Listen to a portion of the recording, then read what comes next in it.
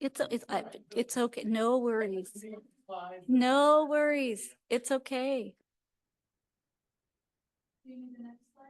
No, I just in just a few minutes.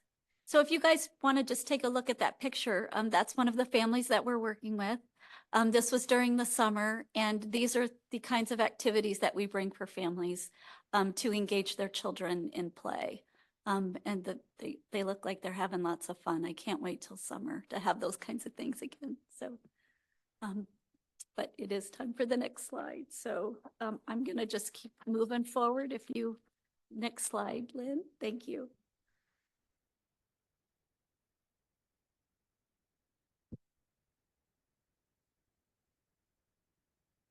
And so these are our mid-year totals. For the non-treatment plan contact, these are our referrals to early intervention. And early intervention is the service that is provided to families who have children under the age of 3 if they have a diagnosed disability or a delay. So we've made 2 referrals so far. The bilingual home visitor that's funded through Mental Health Board has made 2 referrals so far this year to early intervention. The service contacts are our home visits and play groups, and there have been 181 home visits that she's completed this program year so far, and 16 play groups. The community service events have been 7, and that's when we go out into the community and talk with others about our program. Next slide, please. So what does a typical home visit look like? And as you can see, I like to share and show off our families. So this is another one of our families, and this is exactly what a typical home visit looks like. Families are with their child, engaged in play, having a fun time with their children. And what we're there to do is help facilitate and support the parent-child relationship. We plan with the parent by providing developmentally appropriate activities. We connect families to community resources. So we look at the family comprehensively. We're not just focused on the child, we're focused on the parent and the child. And many of the families that we work with, as I said earlier, are at-risk families, and many of them need additional support. 52% of our enrollment are immigrant families, and the majority of those families have low literacy skills. So their reading level is at 8th grade or less. Many of the families have not finished high school. And so low literacy skills, they've not been here in this community very long, so they need to be connected. They've not seen doctors. The children have not been immunized. So we help the parents get connected to those resources. Again, looking at the family comprehensively, not just focusing on the child.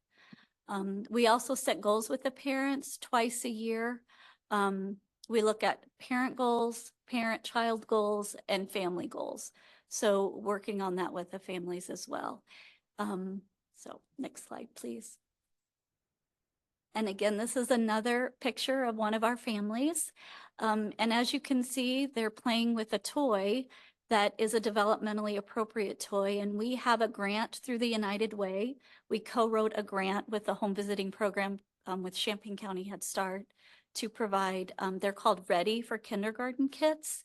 And each one of our families receive a kit 3 times a year that has developmental toys and materials to help children get ready for pre-K and kindergarten. And so this particular toy that this family's playing with, they're able to keep to build up their resource library at their home. So they're able to keep the materials and toys and books to have in their homes and have them out and playing and interacting with them when we're not there. So, and then again, the home visitor is there to support and facilitate. So she'll be talking with the family about, what do you think baby's learning about right now? Let's focus on fine motor, shapes and color recognition and things like that. So we're just very thankful to have that grant as well, to be able to provide those materials to families. So next slide, please. So our program accomplishments include the fact that we are an accredited program. We implement the Baby Talk model, and we are accredited through Baby Talk. We are the oldest home visiting program in Champaign County. CU Early has been around for about 30 years, and we're very well established in the community. And new home visiting programs seek us out to get guidance and technical support, not only in our community, but across the state. So that's one of the things that we're proud of. The other thing that I'm proud of is the fact that we're fully enrolled with a wait list. So and that speaks to my team. I have a wonderful team of 4 who are compassionate and dedicated, and they have been with the program, most of them for over 10 years. So it speaks to the level of their dedication in working with families. And so those things I'm very, very proud of. Next slide, please. So program challenges, as I said earlier, we're funded through the Illinois State Board of Education as one of our funding streams. And we are on our 7th year of a 5-year grant cycle with Illinois State Board of Education, which means that we have not received an increase in 7 years. And we've actually gotten cut. So that's why I reached out to find out more about the mental health board funds and could we write for them. And luckily we were funded, because if we had not been funded, we would have had to lay off one of our bilingual home visitors. So stable funding is a definite challenge for our program. The other challenge that we face is the fact that within Champaign County, there are 8 home visiting programs that are very similar to ours, and that they serve birth to 3-year-olds. So in order to not duplicate services and not have families dually enrolled between all of the programs, we've created a consortium where we meet every month to talk about what's going on with our home visiting programs. How do we ensure that families get connected to home visiting programs that best fit their needs? But that has been one of the challenges, is that within Champaign-Urbana, there's many, many home visiting programs, trying to navigate through that. Next slide, please.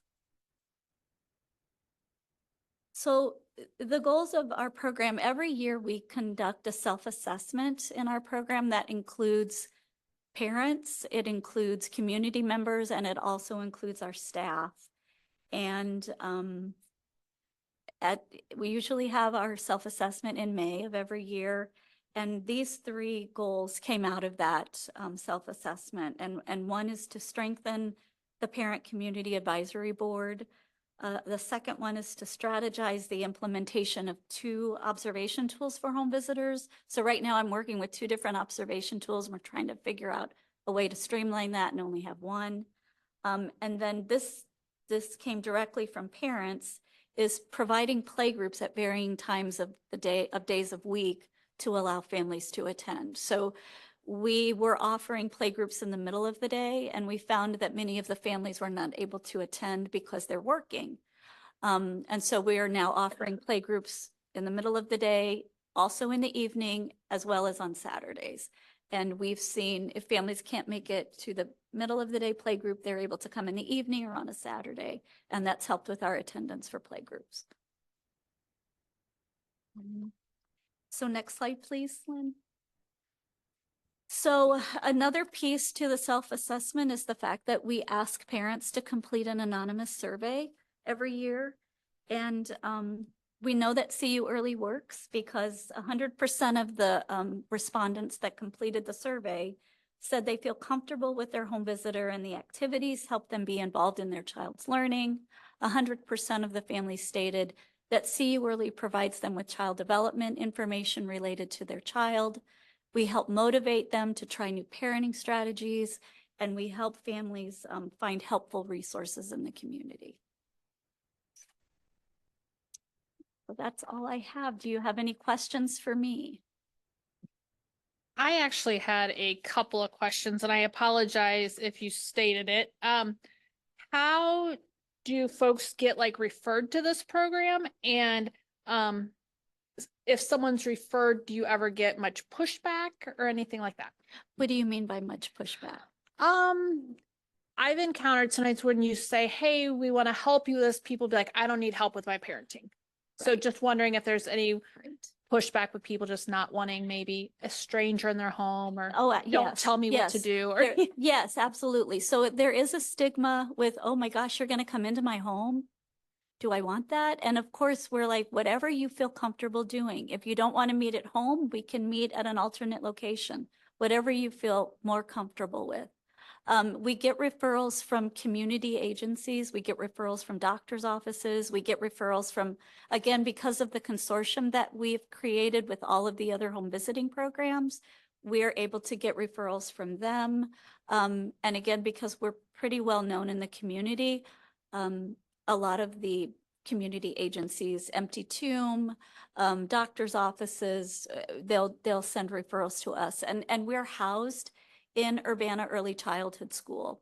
So when we get connections with the children that are in pre-K, if they have younger children, the teachers will refer to us. So we have a very good connection because of the location that we're in.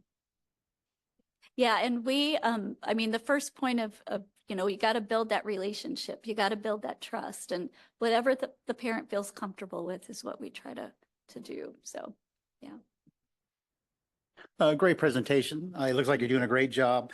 Just a quick question, even though CU's in your name, so I know you're basically focused on Champaign, Urbana, are you serving any other communities in Champaign County? So right now we have a couple of families that live in Rantoul. That's kind of what I was looking for. Yeah. And also, play group, what exactly constitutes that? I understand it's socialization, but is that when you get like 3 or 4 families and you let the children interact? Yes. So, Okay. bless you. So our play groups are in the gym at Urbana Early Childhood School. We also have play groups at Douglas Library. So at the library, the play groups consist of the librarian doing story time and finger plays, and then the families are able to connect with one another after the story time. The purpose of a play group is to give children the opportunity to socialize with other children. And it's also an opportunity for parents to connect with one another.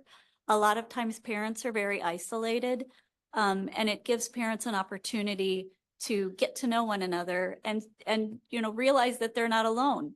Parenting is hard, and especially with toddlers and infants. And so having the ability to give that experience to families, so that, they can talk to other parents. And how is your baby sleeping through the night?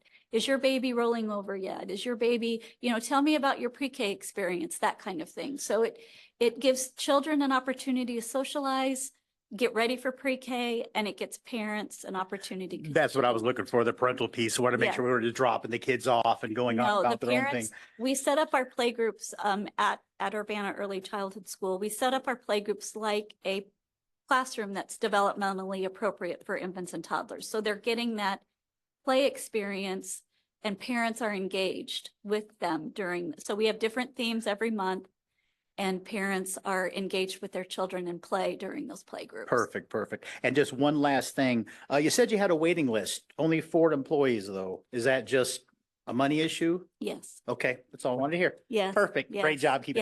Yeah. Thank you. Typically, how often do families come to the play groups? I mean, do you have them how many days a week? And We have monthly play groups. It's generally once a month. Yeah, well, we have we have 2 play groups, one at Douglas Library. It's once a month on a Friday. Okay. And one at our school, Urbana Early Childhood School, once a month on a Friday.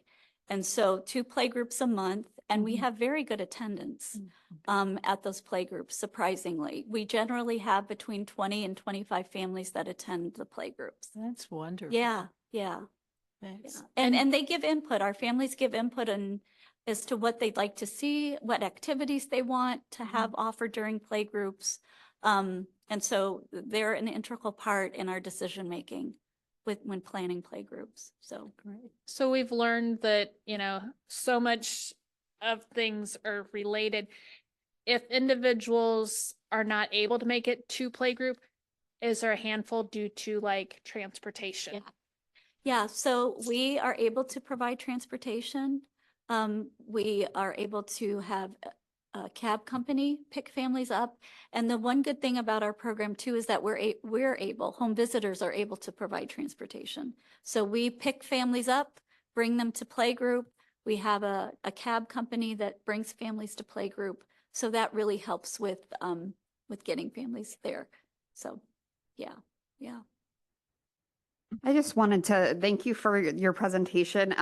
It was kind of a blast from the past for me because my first job in social work was over in Danville in one of their home visiting programs. And we use the parents as teachers model, but I still remember some experiences I had facilitating some of these parent-child interactions that were really developmentally focused, like one baby that was struggling with crawling and doing this kick the can activity where they were using their legs and just seeing kind of what happened from there. And it was so interesting how many different activities you could do just from things around the house. Exactly. It wasn't expensive toys or anything Right. like that. It was very creative things. And at that time, it was interesting because there was a big funding cut at the state, but then there was this big federal funding that happened.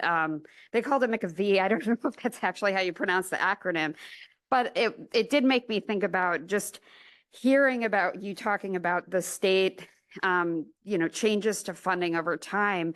These programs have really strong evidence base in terms of what they're able to accomplish. And it's disappointing to see the federal and state levels be so unstable regarding the funding. Was there a point in time where you felt like things were kind of at their best federally and state-wise in terms of the support of the programs? Well, I've been in early childhood my whole career. And we've always, in any capacity, we've always had to fight for money, unfortunately, with early childhood. So the good news is that our governor right now is really supportive of early childhood. He's really supportive of home visiting programs and funding.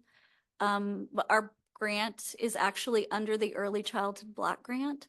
So, there is a big push to support early childhood right now, which is great. But unfortunately, we've always had to kind of fight for dollars for our children birth to 5. Yeah. Well, thank you so much. Any other comments? I was kind of curious about what are some of the things that the advisory board has brought to the table? So one of the things is that they've brought this idea of having playgroups at a different time of day that would be conducive to families that are working. So how can we offer playgroups to families that aren't able to get there during the regular workday? So can we offer playgroups in the evening? Can we offer playgroups on a Saturday? And that's exactly what we've done. The other thing that they brought to the table was, how can we get families to playgroups? And how can we get families to other things that we offer? And so when funding allows, like it does now, thankfully, we're able to provide that transportation. So we're able to pay for cabs, and we're able to get families to what they want to go to. So those two things are something that they've brought to the table and asked us to try and figure out. Well, thank you so much for your presentation. Really appreciate it. Before we move on to our next presentation, I did notice that we now have a 5th member here. If we want to would it make sense to officially approve the agenda? So can we officially roll call our 5th member in to the meeting? Is that customary? Stephanie, can we do another roll call to note that we do have a quorum now in a meeting? Uh, I've never done that before, but we can do whatever you want to do. Let's go for it. I mean, I don't think there's any harm in it, but I think we can just say, let the notes be, noted that, Joe came in at this time. And then if you want to do approval, but again, we can do a roll call to cover our booties. Sure, let me find my sheet real quick. Or maybe not real quick. That's all right. I think if you want to just say you're here, that would be great. I am present. Thanks, Joe. You're welcome. All right. So going backward, and then we'll move to our second presentation. I'd like to entertain a motion to approve our agenda that we've been working through anyway.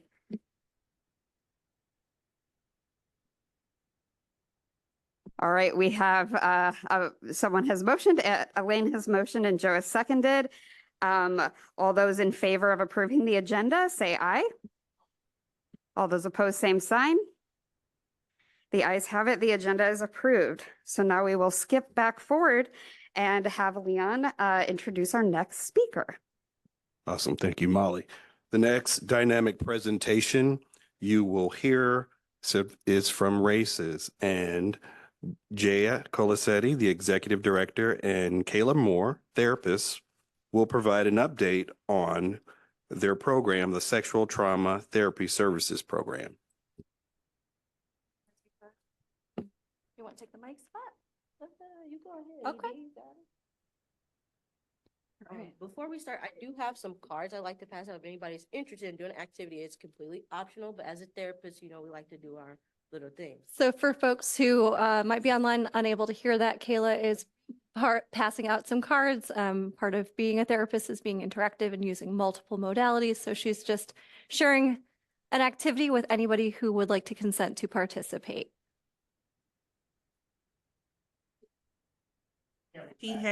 Does she have the card electronically, or?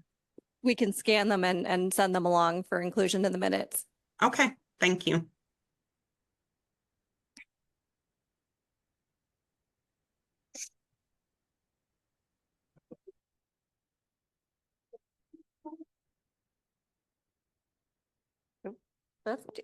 Kayla's gonna give them, I'm trying to narrate for folks who aren't here in person with us, sharing with other folks in the room as well. We have been given lovely playing card looking cards with rainbows on the back I think you guys want one. All right, and a tell panda. them what to do. Ready? Yeah. What do they do? All right. All right, can everybody hear me okay? So what you have in front of you, here you go, dear, is an affirmation card. So I walked around the room and I fanned them out because here at Races, we believe in being survivor focused, person first. So I wanted to give you all the option to choose a card, which is why I didn't just hand it out to you. So if you feel comfortable sharing with your affirmation card, Red, you can go ahead. I can go ahead and start just to make everybody feel a little bit more comfy. So mine says, today I will live in the present. Today I will start with a smile. I am in control of my attitude.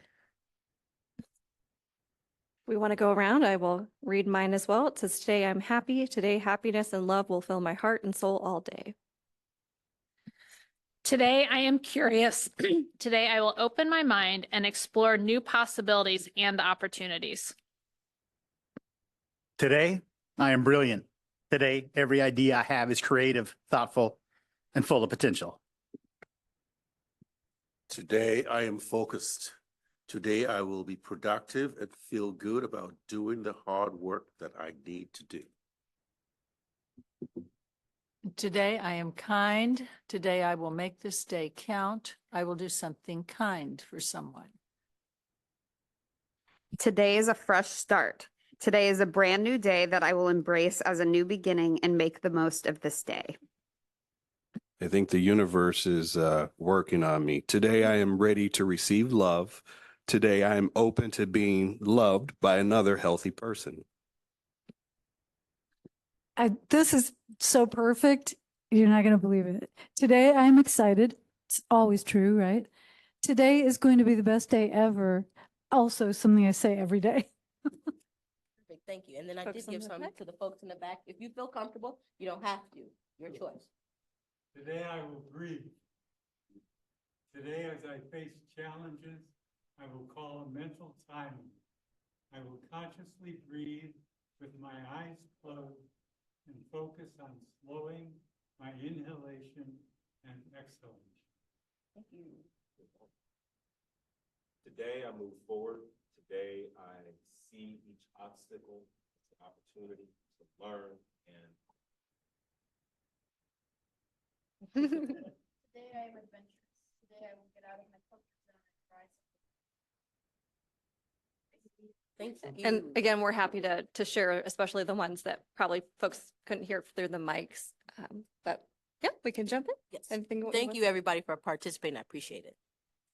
All right, so you all are probably familiar more with our prevention education programming. We're very fortunate to have the support from the board for many years for that programming, but are really excited to have the opportunity to come out and talk more about our trauma-based therapy services. This is the first year that the Champaign County Mental Health Board is funding a significant portion of our therapy services, and that has been primarily in response to the fact that statewide there was a decrease of $9.5 million in federal VOCA funds for sexual violence services. And I always say this, I feel so fortunate that when something like this happens, that we're located in this community. I'm very constantly in contact with directors of other centers who laid off staff, who are no longer providing services in certain areas. There are whole hospitals in Chicago that no longer have medical advocates because of this reduction. So I feel very fortunate that we were able to be in a community that saw the value of our work, and we're really excited to get to talk to you all more about our therapy services. Next slide, please.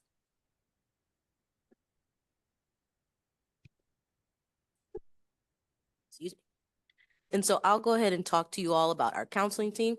So currently there are 4 of us on staff, and we are all registered as the trauma therapist there at the facility. We just recently had a staff member who stepped down from their position, and so we are looking to fill that position. So total, we are staffed with 5 therapists. And I just recently switched from being a trauma therapist there, which I'm still going to do that, but I'm going to switch and take the community outreach position. So I'll be a little bit more involved in the community, be out and about to promote our services, run groups, and facilitate workshops as well for the community, which I'm super excited about because it's something I've done previously. And so now I kind of get to step back into that role, which is super, super duper exciting. All of our clinicians have master's level experience. Most of us in the office have an LSW or more as far as credentials when it comes to being certified. And then, yeah, next slide, please. Yes. And then this is just a little bit more of a breakdown to let you all know specifically the 2 positions that you've been funding. You've been funding Athena. She is a MSW and LSW employee with us. She's been working in the mental health field for over 10 years. She is licensed and credentialed as an LSW. I believe she's in the pursuit for clinical hours as well, and so am I. You know, it's a long, drawn-out process if you are doing that. Lots of money, lots of supervision. And then I am Kayla, just recently joined the team in September. I love what I do, and I am Triple P certified, and I'm also in the process of completing a program intervention. It's called CPP, which is Child Parent Psychotherapy. So that process is about 18 months long worth, and once I'm finished, I will be on a national database and register to provide that intervention. That intervention is for folks birth to 4 years old to utilize for intervention. And so I'm working on getting that completed. Super excited about it. It's going to be another good resource and intervention that we can use to help children and families who need additional support. Next slide, please. Thank you. So all of our services at RACES, they are free and confidential. Anybody who has experienced some type of sexual violence, domestic violence, can request service. If you are a survivor, you can request support. And if you are a supporter, you can also request support. So a supporter can take the form of a parent, a friend, a significant other, a partner, siblings, I'm trying to think, aunts, uncles, you name it, anybody can be a supporter to a survivor. So as long as that is connected back to a sexual assault or domestic violence incident, we can provide a service to those folks. We'll just clarify, domestic violence does have to be related to sexual violence. Otherwise, we do refer over to Courage Connection. We also do help people who've experienced stalking, and we're seeing a large increase in the requests for services for folks who have experienced stalking as well. I think another thing that I would just stress in terms of some of what Kayla has shared, we are very intentional about having master's level clinicians. There's lots of great folks who are doing great work who might not have those particular credentials, but we're working with a population that has experienced often complex trauma related to sexual violence. We want to make sure that people have the expertise to provide the same level of care as if someone was going to a clinician in private practice with a trauma focus. Our services are free. They should still be the highest possible quality available to people.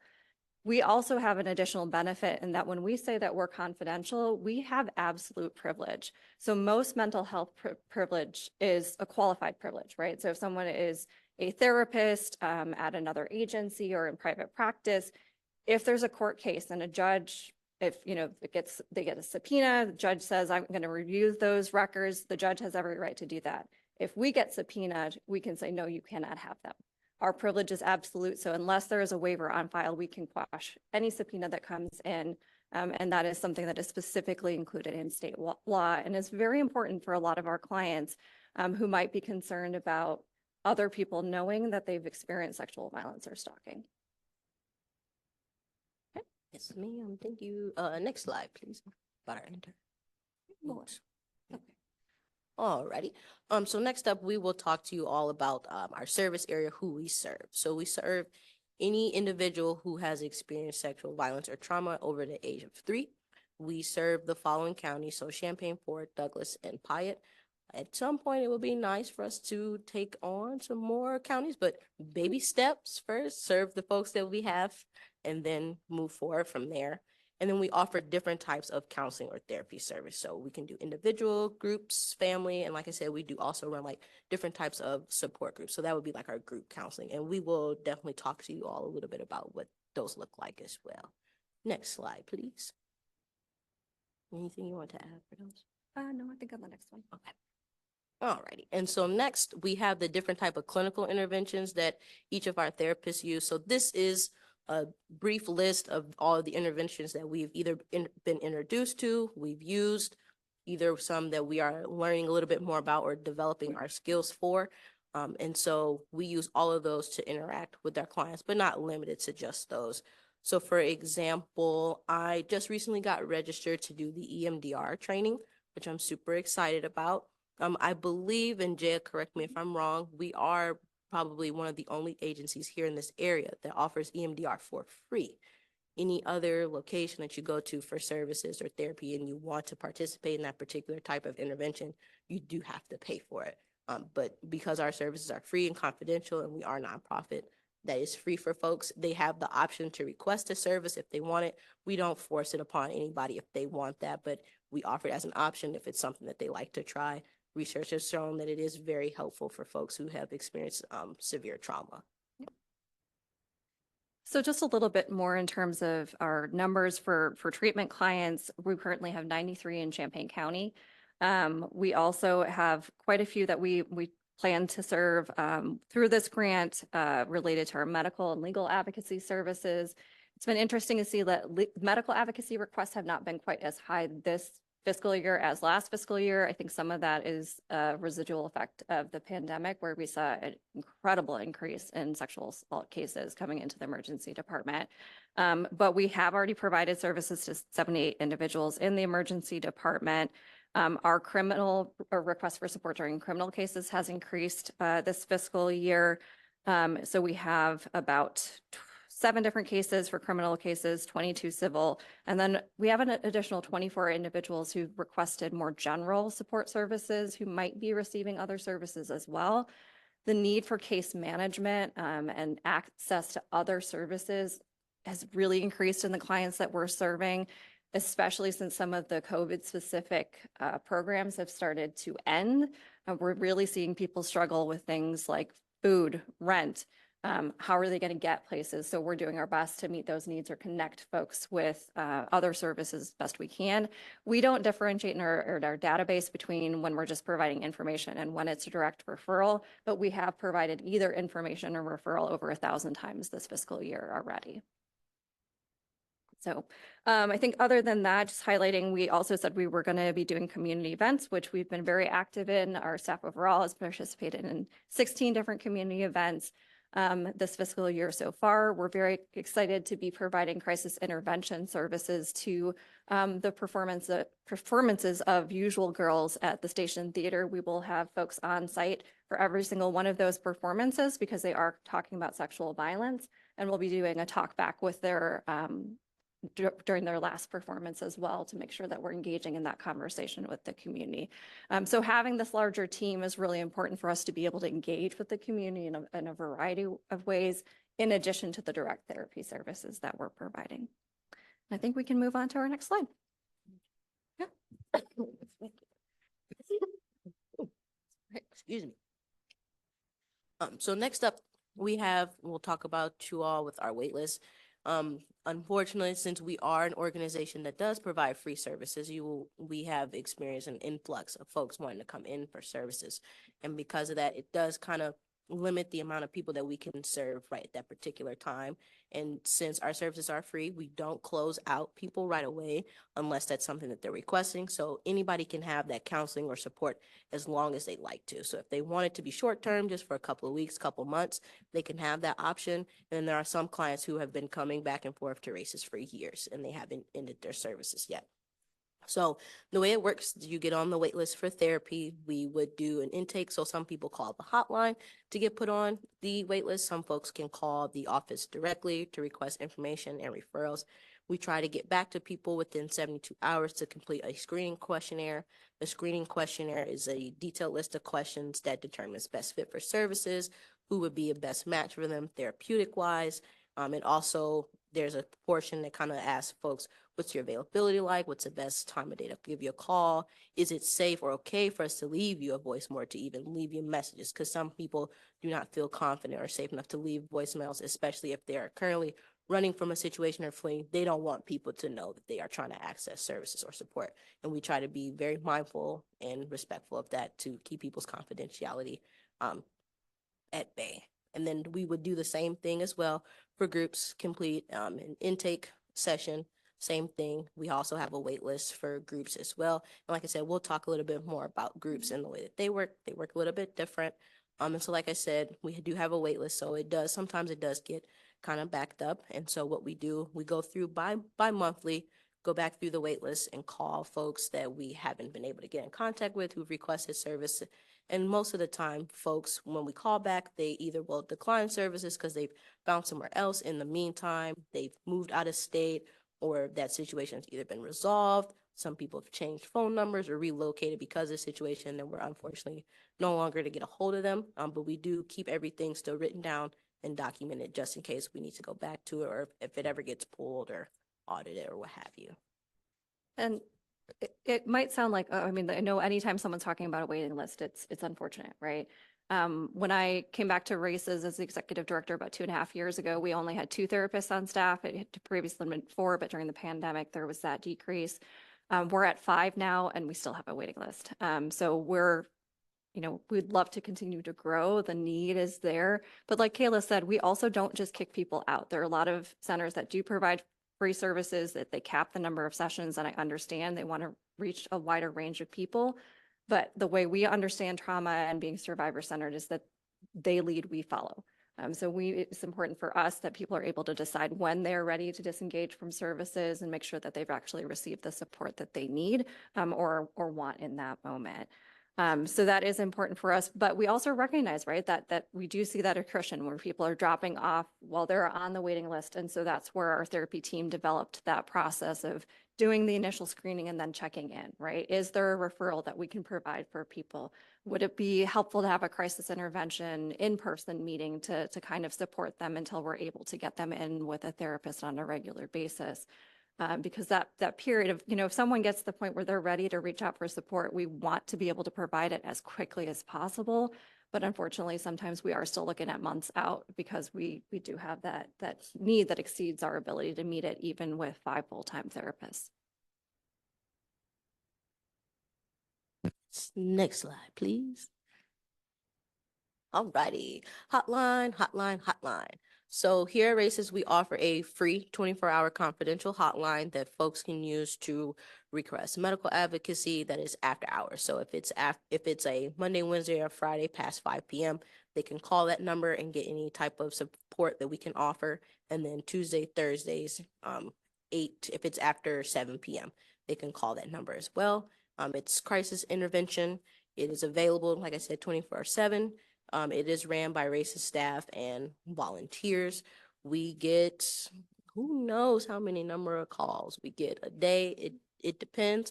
Sometimes most of the questions are general information questions that we do get on the hotline. And then we have some instances where those calls are immediate crisis. They say, hi, something just happened. I think that I was assaulted. I'd like to go to the hospital, or I'm not even sure what to do. Can you help me? And so that's what that hotline is utilized for. It's for immediate crisis intervention, but sometimes it's not just for that, but that's what the main goal and purpose of it is. And we have provided crisis intervention services to 138 individuals this fiscal year so far, and most of that would be through the hotline. All right, one more, I think, chunk in terms of our work onto group services. Yes, ma'am. Yes, so groups. We offer group services and support. So we currently have an adult support group that meets weekly on Thursdays from 5:30 to 7. The group is open to 10 members, and they kind of fluctuate. Things happen in folks' lives. So sometimes attendance is good. Sometimes it's not the best. It just kind of depends. Like I said, when you do trauma work, something happens, things hit the fan, and then people need a break or time out from services or therapy because it does start to become overwhelming once you open up some of these deep wounds and these deep traumas. And once you have that on top of your everyday life and something happens, it kind of throws everything off kilter. But the support group is open to any adult survivors and supporters over 18. No, wait, this one is just for survivors. Yeah, this one's just our survivor support group. We are actually in the works on making some other groups that are for supporters as well. And so these groups, people can seek validation, support from other survivors as well as get guidance and be in an environment that feels welcoming, comfortable, and safe, and know where they'll be heard and understood, and other people will be able to understand their experiences, and so they don't feel alone. And we are always looking to grow the list for group members because group services, they've shown that research is really good, especially when it comes to trauma. It helps to know that there's a community of folks out there who've experienced the same things as you, and you don't have to sit alone with any of these experiences. And the groups that we're currently going to be in the works, it's not on there just yet, but we are going to start a group. It's called Raising Sexually Healthy Children. It's going to be for adult survivors, for parents who are survivors of childhood abuse, kind of helping them to talk to their children about what it means to raise healthy sexual children, kind of the things to look for, prevention and education. And if they have questions or anything like that that they want to ask or need support with, that's what that'll be utilized for. And then also I'm working on, within the next few months, I'll give myself some baby steps, a teen support group for youth who have experienced sexual abuse and trauma. It's important to reach the youth in this community. They are really, really struggling, and we want them to be able to have a safe and comfortable outlet to talk about some of these issues because we know that you can't always do it at school. And I believe that's all that I have. And if you guys have any questions, I'm all ears, because after this, I'm going to serve our youth, 3rd through 5th grade girls at Urbana Park District for some basketball this evening. I was wondering, talking about like groups and stuff, how much work you guys do like with the Up Center? Because I know that's a area that there's a lot of Yeah. assault in. Absolutely. So we work very closely with Uniting Pride and actually had plans to do a group specifically for LGBTQ plus youth. We just didn't have a large enough group of youth to start that program. It is something we still would like to do, but it is a matter of making sure that there's a good number of young folks who want that particular service. That's something that we talked about doing at their office. That is something, Kayla was mentioning switching into the outreach role, that we really do try to meet folks where they already feel comfortable as often as we can. So while our office, we've worked to make it as inviting an environment as possible, it's not unusual for us to be meeting with folks at school, at other service providers' offices. We're always looking for opportunities to partner with folks to reduce those barriers. And absolutely, Uniting Pride is a big one of those. I think it's really difficult to open that door for a lot of youth, especially if they're just trying to feel safe. And right now, with everything that's happening in the world, diving into trauma in terms of just, on top of just trying to live can be a lot. And again, you've got two things there that you're challenged with in the society. I mean, and again, I'm thankful Champaign-Urbana, this area is pretty accepting, but those are two big things that are, yeah. So, well, I'm glad to hear that. Yeah, absolutely. I mean, the LGBTQ plus population experiences disproportionately high rates of sexual violence. So we do everything that we can to make sure that folks know that we're a safe and, accessible resource for folks. Just want to say that was a very thorough presentation because the questions that came up got answered before. Do you service any men? Yes, we do. Oh, We okay. serve folks of all genders. A lot of folks who reach out to us, I do identify as women. I think that there are a lot of folks who are male survivors who there are additional barriers, right? Just being able to reach out for support can be hard. And so again, thinking about what can we be doing? And that's again where our prevention program, these two things have to go hand in hand, right? Creating that exposure, making sure that people understand that we are a resource for everybody. Really starts with that prevention focus, but then also, we're out wherever we can be in the community, making sure that folks know that. And I really appreciate you asking that question, because I think historically people think about this as, the women's movement, and so many places have that kind of language behind it, but absolutely making sure that that people know that we're a resource for folks of all genders is important to us. Perfect. Thank you. Yeah, as Kayla was saying, anyone can be assaulted, anyone can experience sexual violence or stalking, just like anyone can commit acts of sexual violence or stalking. You serve a 4-county area. Do you have offices or places in those, or We do people don't. come here? Yeah, so we're located here in Urbana, and we do have a contractual therapist who has an office in Rantoul. So again, we do try to keep barriers limited as much as we can. We are a small but mighty team. So like we do travel. Kayla's been traveling to some of our other parts of our service area quite a bit recently, actually. We did actually try to have another contractual therapist in another one of our counties, but what we heard from clients was that it felt like it was too identifiable, right? Because if it's a smaller community, you park outside of a therapist's office, then it became too obvious. So some of what we do to try to reduce those barriers, aside from providing transportation assistance, is offering phone and virtual services as well. So if people can't get to us, again, we do our best to reach them in whatever way we can. I guess that leads to a question that I was wondering about. I have a few. What have you noticed in terms of as the pandemic has changed over time? I know for a long time, many therapists were doing mostly virtual services. Have you noticed any trends back to more in-person, or is virtual still remaining very popular? I would say that Kayla's saying it's a combo, but a lot of clients do prefer that in person. And that was part of it during the pandemic, we didn't have any group services. We hadn't for a while, but that was part of the impetus for creating the outreach and group services position, because we were hearing from people that they really needed that community. They needed to be able to connect with other folks. And that has been the case for individual services too, that we keep those options for virtual and phone, and that's totally up to the individual, right? Whichever format works best for them. But we have a lot of clients who being in person and being able to interact with their therapist, face to face, is really important for them. So it's a mix. This is kind of on a little bit of a different vein, but I know that doing this work can be very, very challenging as somebody that has worked in a lot in collaboration with races for most of my career. I was wondering like what I'm so glad to see that the therapist team has grown so much over the years.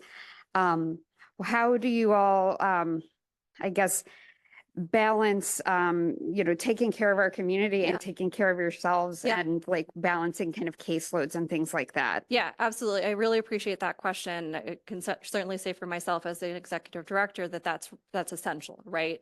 While we're here to serve our community, we can't do that if we're not taking care of the folks who are providing that service. So we do cap caseloads, which, when you've got a waiting list is hard to do. But again, if we're burning folks out, and, Kayla mentioned that we had, a therapist leave recently.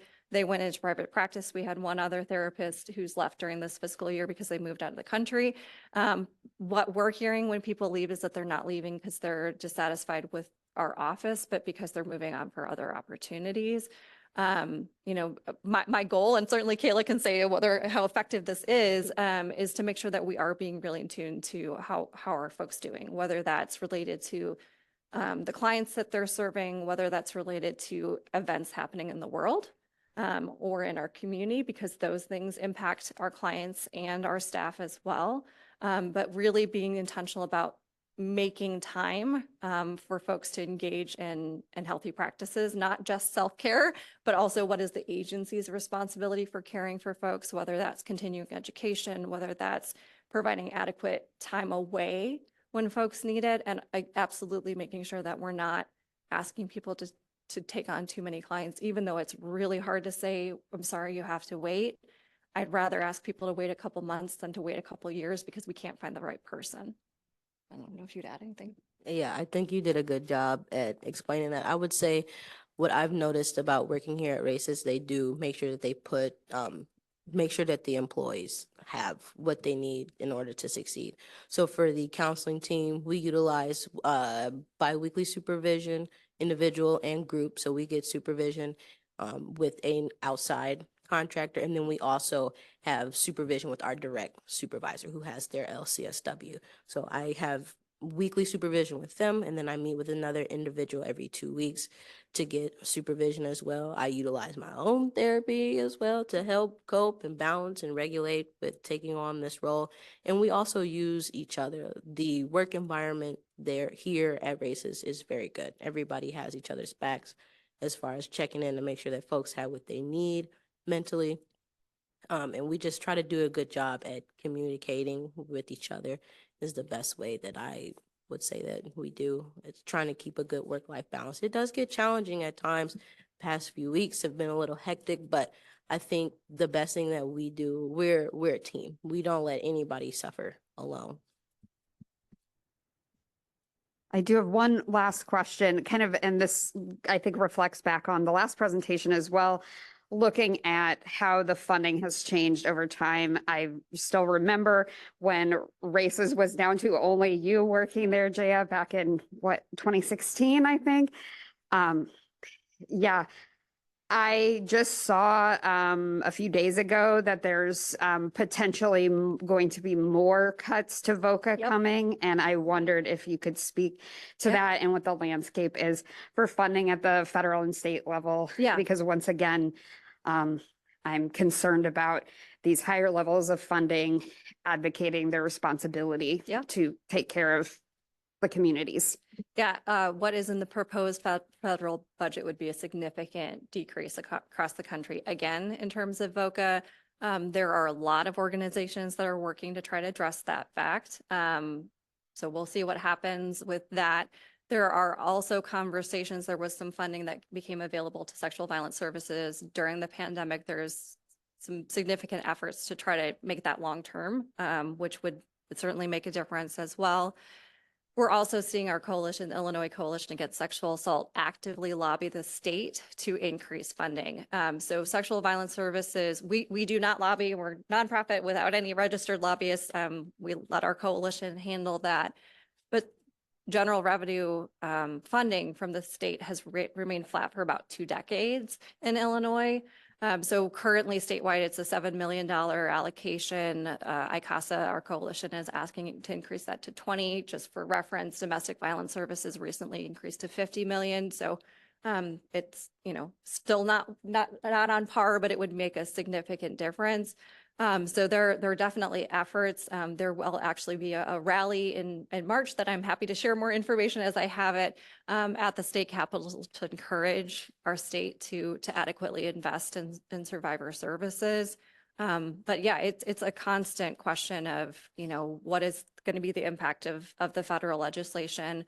That's something that of course makes a huge difference to me. And like I said, I feel very fortunate that we're in this community, but I also don't want to keep having to come back to our local funders because of what's happening at the state or federal level. So we are continuing to push. We're continuing. Also, I always am keeping my eye out for what else is out there, right? How do we make sure that we're not putting all of our eggs in one basket, because unfortunately this is the nature of nonprofit work. As the previous presenter shared, is there's always that question of what might happen. And the last thing I want to do is to reduce services or let any one of my amazing team members go. Thank you for sharing that. I'm glad to see that there's efforts, both looking at the federal potential cuts to try to address that and also the state level to get, I mean, hearing that the funding's been flat for 2 decades is just It's appalling. slightly increased, just almost flat, slightly increased. Yeah. Well, thank you so much for sharing that. Does anybody else have any comments or questions? I have a question if the online folks don't. My question is, you caught my attention, Caleb, when you mentioned the teen support group. I know you all are in the infancy stages of you know, developing the group. Any ideas what the number, the capacity number is for that group? And then the other question is, are you looking at virtual or in person? Because I think in person, as we know, is more dynamic. So those are my 2 questions. Yes, so I'll answer the second one first because you said it first, or that's what my brain's registering. I would definitely do in-person services, especially when it comes to the teens. They love their screens. This is gonna be an environment where there's no screen. We want the face-to-face interaction, the people skills, the social emotional learning. Not saying that having a screen's not beneficial, but in order to engage in this work, I feel that the screen would be a little distracting for them. So we would try to implement the, oh, please put your phone away policy. I'm not going to take anybody's stuff when they walk through the door because that's triggering for folks to take their belongings. So I wouldn't do that. But just telling folks to be mindful. This is a space where we want you to be fully present and engaged. So try to remain off your electronics, which can be difficult for teens, but that would be the goal. It would be in person. I've been trying to figure out what I would keep the cap at, especially when you're talking about a room full of teenagers. I don't need 20, 25 teenagers off the charts in one room. I think maybe about 15 to start to see if we get a little bit of a flow. And I know that we are flexible. We can either keep more members, take some away, but we can kind of leave the flow open. I wouldn't facilitate the group by myself. I would have another therapist in the office also help co-facilitate, who is funded to work with Urbana youth. So we will be working together to facilitate that. Thank you. You answered my last question. Thanks. You're welcome. All right. Well, thank you so much for your presentation. It was great to hear from you all. Thank you. Thank you so much for your time. And I will turn it back over to Leon to introduce our last presenter.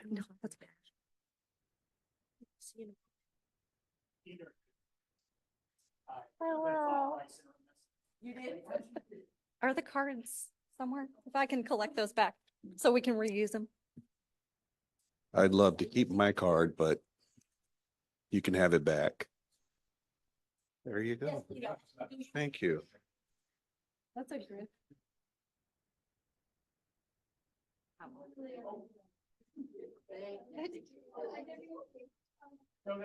All right, Jaya. All right.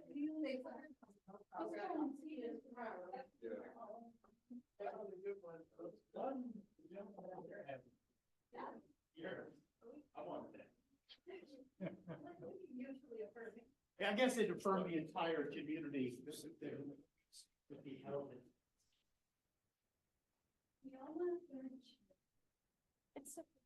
David would like to. Why not? The more the merrier. Don't mind. Yeah, on this side. Is that okay? You don't want to be up here? It's your choice. Okay, so we have our last and very important group, Immigrant Services of CU. And the presenter is Miss Maria Jimenez, and she is a case manager. Along with her, we have the board president for Immigrant Services, Mr. David Dorman, and then we have the new executive director, Mr. Trey Irving Thomas, who is also present. And so Maria will provide an update on the immigrant mental health program. Maria, take it away. Thank you so much, Leon. I don't think I've ever spoken into a microphone before, so this is exciting. So I'll just wait for the slide to come up. Yeah.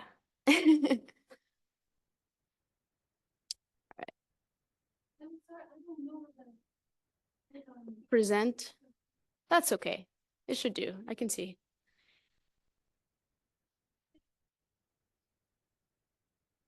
That's all right.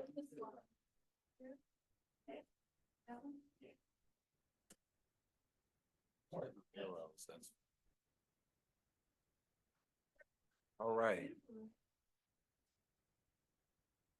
Well, I want to start off by saying thank you for having us today. Immigrants in our community are absolutely facing a mental health crisis, and the work that we're able to do in collaboration with you guys is absolutely paramount to trying to tackle that. So yeah, excited to be here. You can go ahead for the next slide.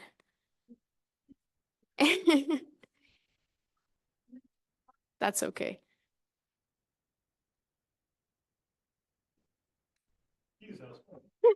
It's okay. So we wanted to start off by giving you guys an idea of our vision and our mission.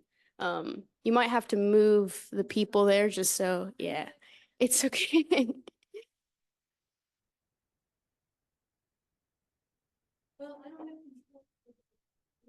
That's okay. It's okay.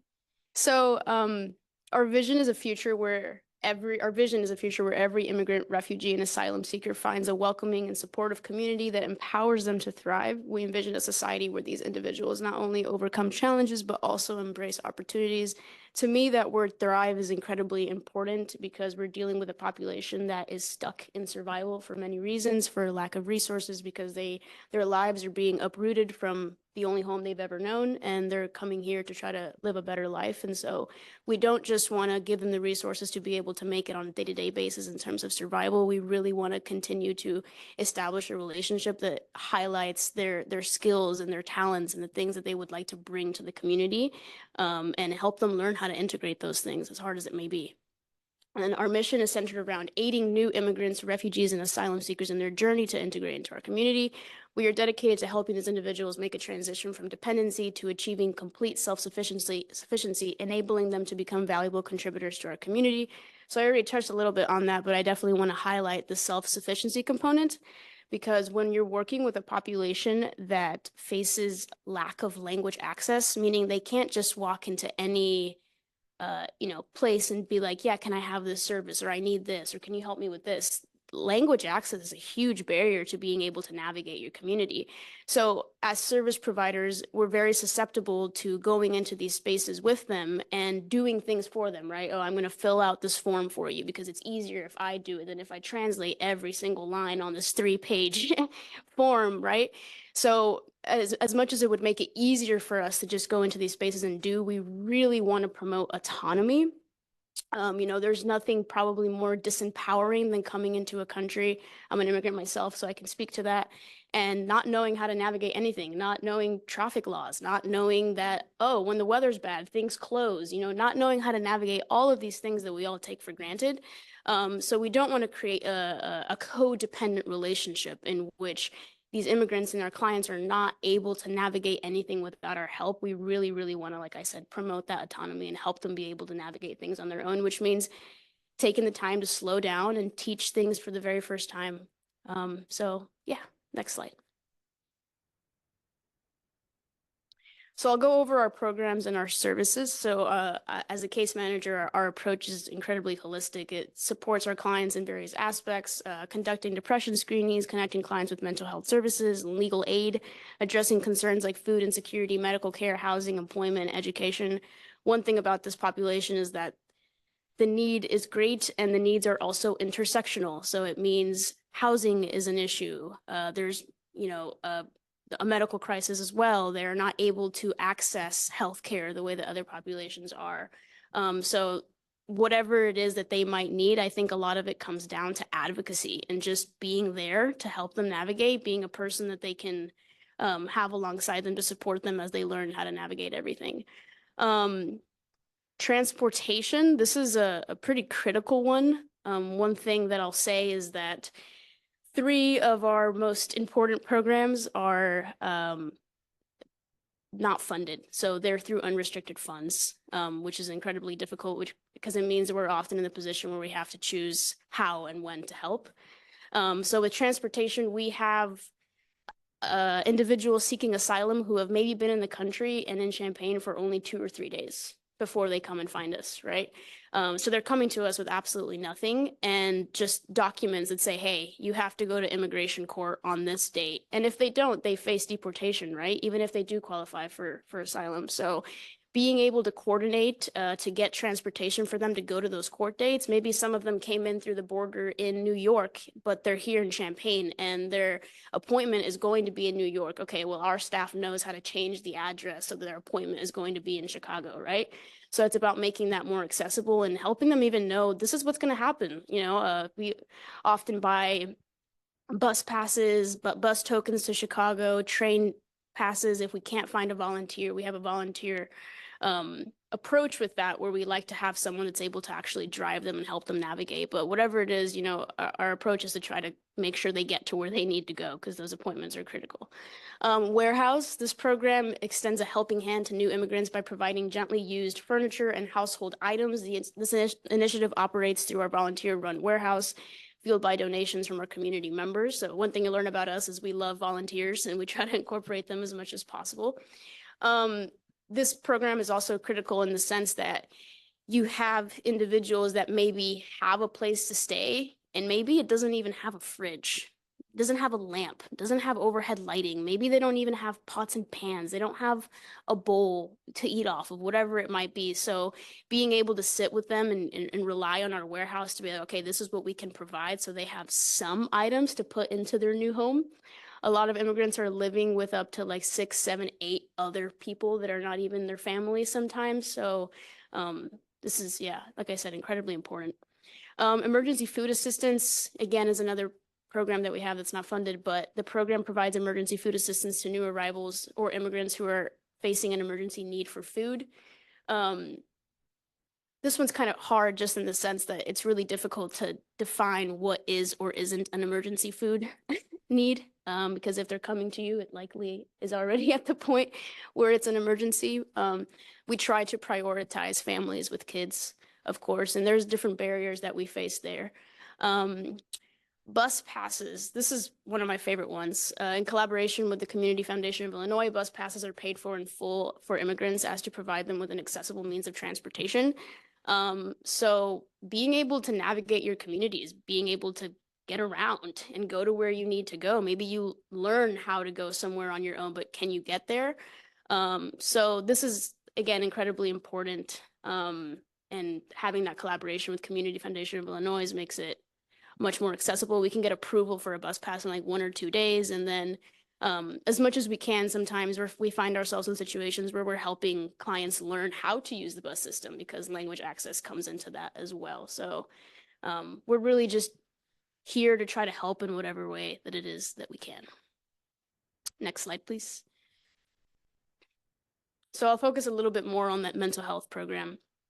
So the Immigrant Mental Health Program has been successful in consistent referrals and scheduling of mental health therapy sessions, to the addition of myself, the Spanish bilingual case manager, who serves the dual role of mental health coordinator. We've incorporated mental health services into our case management, so they're incredibly interdependent.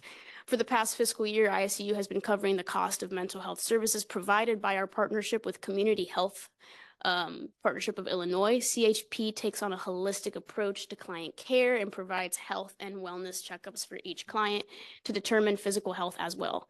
The CHP team we collaborate with for this project consists of 2 psychiatrists and 2 counselors who are English, Spanish bilingual and provide teletherapy to our Spanish-speaking clients from CHP's office.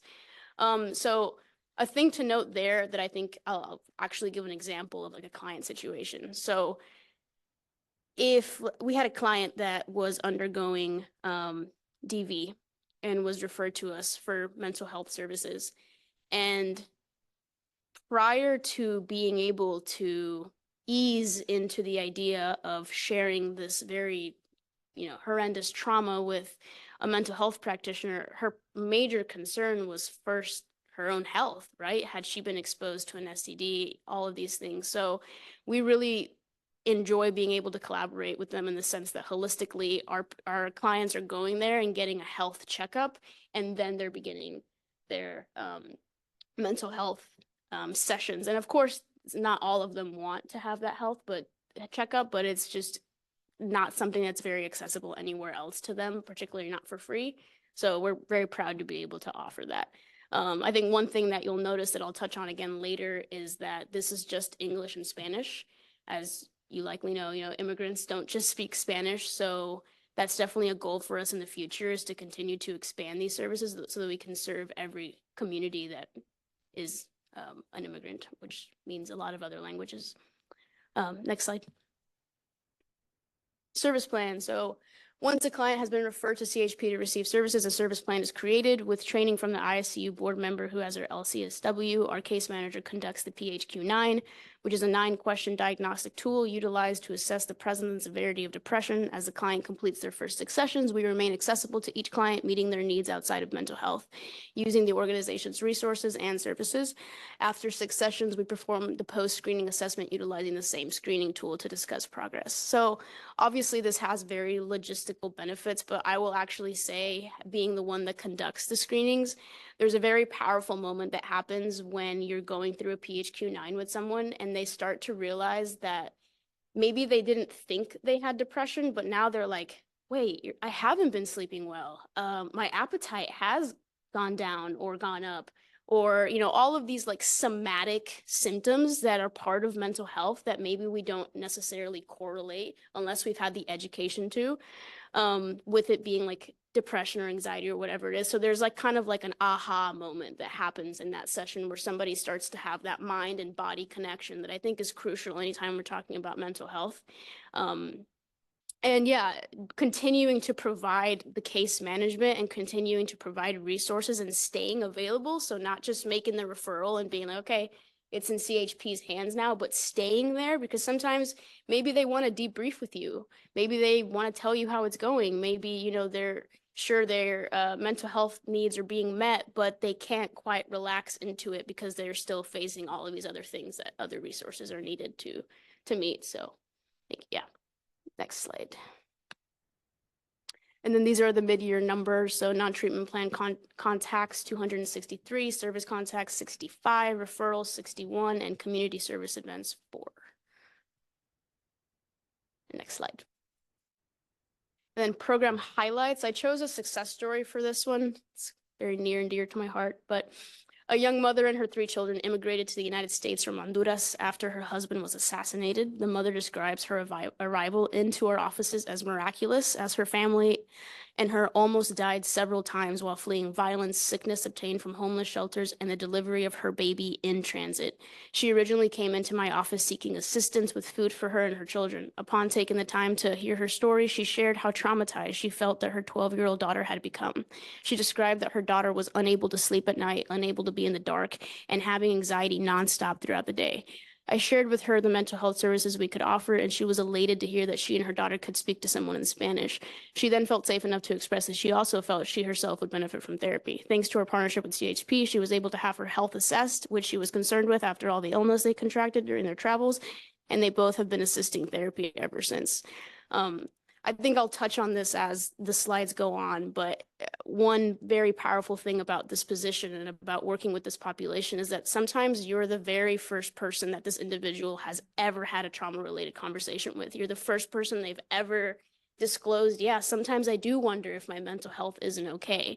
And just holding space for that and not, going through an intake and being like, what's your information? But just having it, tell me about your immigrant story. Tell me about how you immigrated. Tell me about why you chose to come here. The trauma starts to unravel. And when you're able to hold space for that and just say, hey, we have a resource that I think maybe could be right for you, but not saying this is what you need, is very, very powerful. Next slide, please.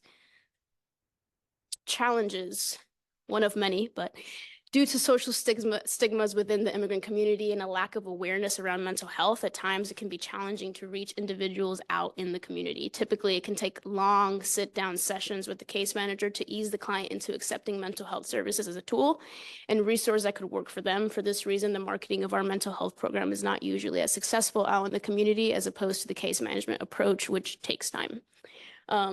So being from this community myself, I can speak to the fact that the amount of stigma around mental health is, a huge barrier, hard to overcome. I mean, these are communities in which you weren't allowed to say that you were depressed, despite the fact that you likely have CPTSD, if not PTSD, you're not able to talk about that.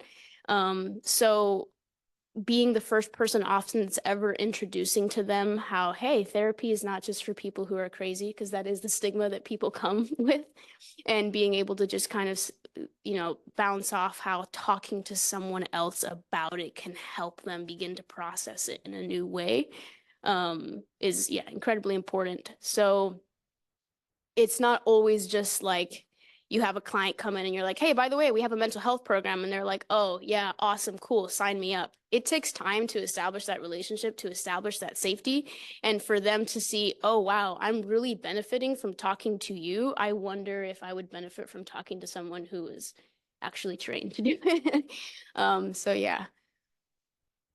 And then, like I mentioned before, just the challenge of it's not just about having language access that's in Spanish. It's about every other language that we're seeing, including indigenous tongues.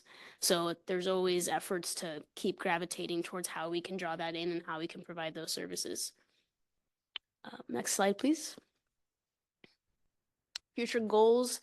Touched on this a little bit, I think twice now, but in devotion to our mission, it's paramount that ICU finds a way to build on our partnerships and resources in order to expand the mental health project to be able to provide therapy accessibility in various languages. It's crucial that immigrants have the opportunity to receive this service in their native tongue.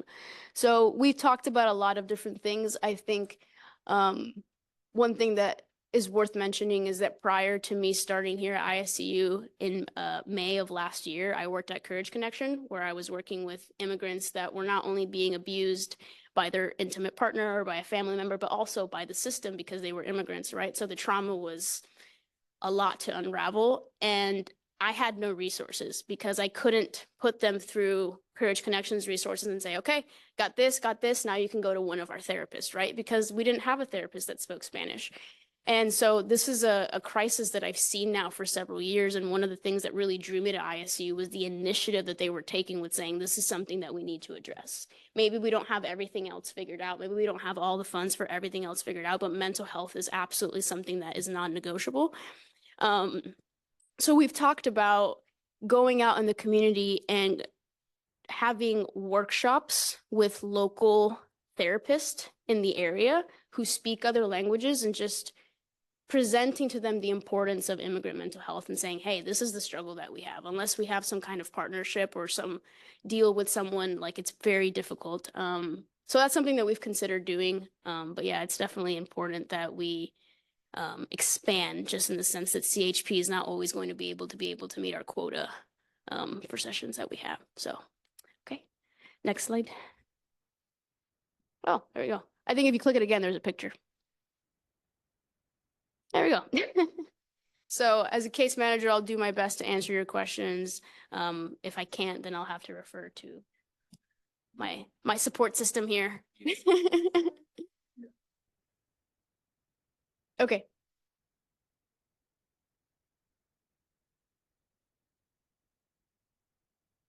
Yeah, could you tell me a little bit more about the duration of your mental health services? Once somebody Sure. understands that they need that help, Sure. then what do you? So for- typically, we're going for, our goal there is to have 6 initial sessions and then to do a little bit of a reevaluation, like, you know, how did this go for you? Would you like to continue and things like that? But that's something they typically communicate directly with CHP. But we're definitely seeing people very often want to extend beyond 6 sessions and want to do 12, if not more sessions. Mhm. And then how about the language acquisition piece? Is that part, do you offer a way in your agency for people to study English or a referral, or how does that Go work? ahead. I'm gonna let Trey answer that one. Okay. Yeah, so currently we do not have those particular services. However, some of the potential programs that we are developing do directly focus on that. As you saw, perhaps when we walked in and me and Chris were like, ha, we know each other. My background is from the higher ed administrative space. So both having language as well as cultural learning, being able to even look at the ethnography and look at how they can participate in different resources and learn languages through that experiential based learning will absolutely be a part of what I'll be bringing to ISCU. And hopefully while I'm hired, I don't know, we got to ask David about that one.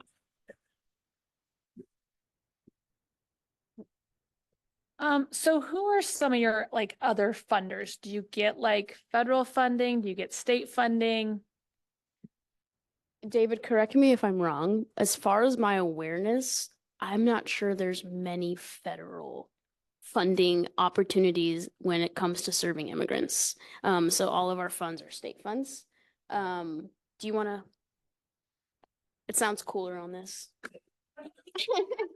Sure. There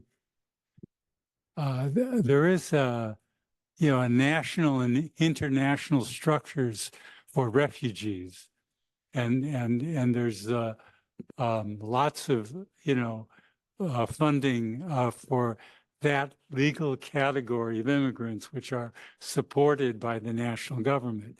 But for people who are asylum seekers, who are undocumented, there is no national program that's providing resources. There are just efforts to curtail the people. So we have a inadequate but substantial donations from individuals and local businesses and church groups that are just essential for our operations. And when Maria says that the transportation and the warehouse and the and some of those other services we provide are not funded, they're funded through private donations. They aren't grant funded. And one of the, we're always seeking grant funding for those areas where there are just no other state and federal programs for these people. So they're really falling through the cracks. We have a United Way grant, which has been very helpful as well. And ARPA from starting with the with COVID. There's been a real push to help the most vulnerable people. So those are our two main other grant funding resources. Thank you, Dave.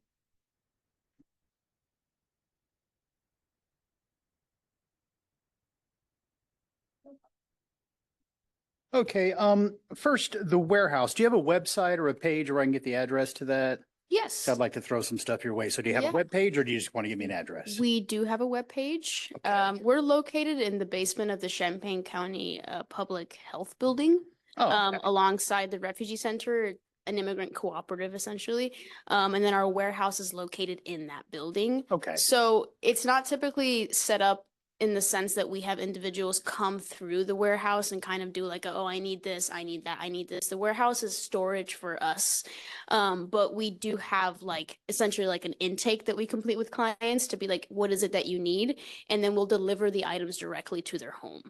Okay, perfect. But if you want to come check it out, you are more than welcome to come. Yeah, and I check would. it out. At the minimum, I'm gonna throw y'all some people I have that are upper middle class, Awesome. making nice donations. Like, where should Awesome. we take this, Chris? I don't know. We're because a lot- incredibly fortunate with the donations that we receive. We have people all the time that call and say, "Hey, I'm moving out. I have this or I have that." And you know, the biggest thing that we need is mattresses.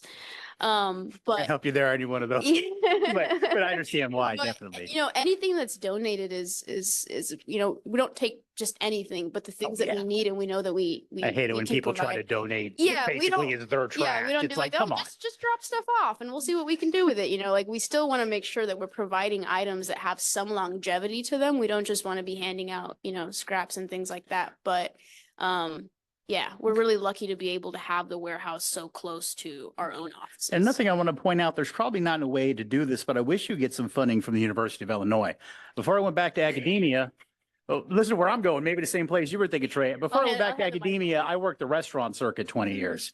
And Mexicans, Latin Americans, and South Americans prop that whole campus up with providing service. And of course, you also have international students that are propping the university up. And it seems like they need to find a way to give back. I know that's generally private industry, so you can't. But yeah, just something you should think about. I have no idea if there's a route to do that. But if you need any help from me, let me know.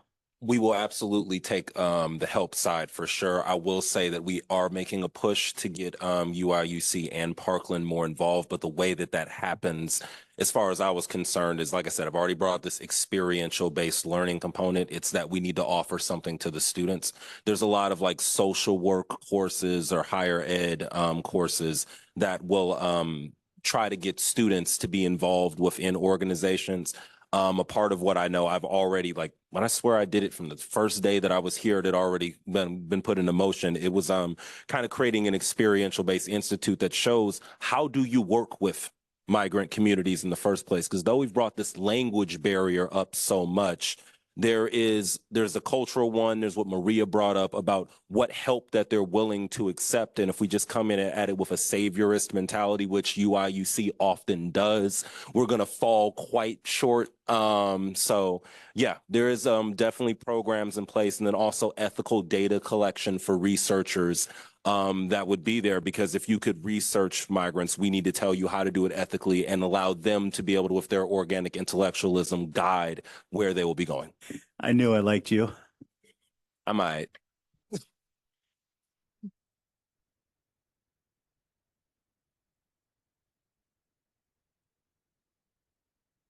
I want to make a comment, but I'm not sure even what to say because my colleagues did such a fantastic job. I really, really appreciate your presentation. I think one thing that really stuck out to me was the focus on coming through case management. Yes. As opposed to not necessarily like the other kinds of marketing attempts, you know, might be helpful in some instances, but this idea of like, I can more easily connect to the idea of getting mental health support through a direct connection with a person, I think is so important. And I guess maybe I was wondering, what are some of the places that you're finding as a case manager that, like, I guess referral sources to come through you that then help to come through to the mental health side, like our schools and like things like that? Yeah, that's a great question. I would say one thing that we're seeing the most, one thing that I'm working with right now is a relationship with Carl, because they're seeing a lot of immigrants that are coming in, and as they are sitting with them, they're realizing there's a great mental health need here with this client. So they actually want to have me come down there and give a presentation to their psychiatric department to just talk about immigrant mental health. So we're seeing a lot of the reason I bring that up is to say we're seeing a lot of referrals coming through like medical institutions and things like that. The school absolutely, See You Early that was here earlier has a caseworker who is just marvelous and goes above and beyond, doing so much more than I think what she's supposed to be doing. So she refers a lot of clients to us. we have a couple of churches that we work with, and when they have individuals, there's one church in particular that will refer several clients to us throughout the month, new arrivals as they come in, because obviously they feel safe enough in their church to be able to talk about mental health. So yeah, there's always more outreach that needs to be done. Absolutely is important, but thankfully we are seeing that the partners that we do have or the relationships that we do establish are definitely making referrals. Yeah, and as next steps in the referral process, whether it's going, there's a new community. We want to go to the Congolese community a lot more. I know we said that we are lacking some of the staff necessary. Like we don't have a bunch of French speakers. I do it a little bit. It's terrible. It will not happen here. But some of the next steps are going to also some of their institutions, whether that's Best of Africa Market, whether that's going to, I believe it's Meadowbrook and all that, that has the French direct services. But yeah, we also are trying to make sure that our idea of diaspora and immigration is not just specific to Latino, Latinx communities, and recognize the diversity of diasporas that come here. So some of the next outreaches will also land us hopefully with that community soon as well, to get some referrals coming out of those institutions. And to kind of elaborate and touch more on your comment, I think that's why it's so important to look at case management and the mental health program as interdependent, because I'm actually the main like outreach person in that sense, right? Maybe someone doesn't come to me because they're seeking mental health services. Maybe they just are seeking the warehouse or whatever it might be, but through my advocacy work, I'm able to direct them towards that, even if that's not why they came to my office. Yeah. I'm sure you guys are ready to head out, so. I just wanted to add thank you so much for your work. And I think just like as you described the success story, I mean, it was so striking, the number of different things that this family had experienced that I think is really, really important to highlight why it's so important to focus on these services. So I really, really thank you all for being here and for your presentation. Any other comments? I'll just touch on that really quick before I wrap up and say that that case is not an anomaly. That is very much what the cases that we are seeing look like. That case maybe is a little bit different in the sense that you're seeing assassination in it of a direct family member. But in terms of family members having experienced such a degree of violence that they fled their country, we're seeing that in almost every case. Yeah. And I would double down on specifically the getting diseases or exposed to that in the shelter spaces during immigration. I also would want to put a little bit of an eye on that as well. Yeah. All right. Well, thank you so much for your presentation. With that, we just have a few items on the agenda. The first is agency input. We have heard from some fantastic agencies this evening, but if there are any other comments that anyone would like to share from any agencies, we will limit you to 5 minutes. And that includes anybody that might be online as well.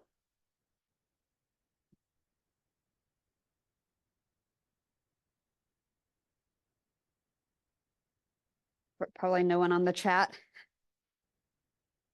All right, seeing as there is none, the next item is board announcements and input. Any announcements or input from our board members? I have one small exciting piece of news because I get updates on my phone and I'm addicted to my phone. The state delays cuts for individuals with intellectual and developmental disabilities.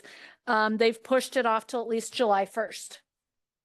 So again, that was $90 million. And I think tonight, each one of our presenters talked about how they need X number more millions than what they're getting. And I think that's why I stay on an appointed board, because I don't know if I could consciously sit on our county board or our state government and do some of the crazy things that are being done by our legislators. So that's all I'll say on the record. So yes, whenever you get those things from Lynn of, hey, fill out a witness statement, I'm always like, yep, you know, and so I share things on Facebook too. So maybe a few of us, you know, sharing what the heck are they thinking down there? Maybe it caught some attention. And Chapin Rose, I think thankfully from our local area, led the fight on this. So I'm very thankful of that. So that just happened like during this meeting. Well, thank you for sharing that. That's great to hear. Yes.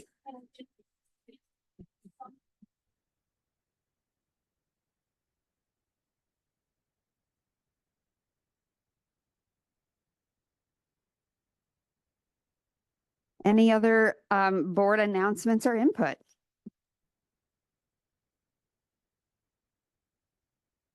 Seeing none, with that, we can adjourn this study session. Thank you all for coming, and I hope you have a good night.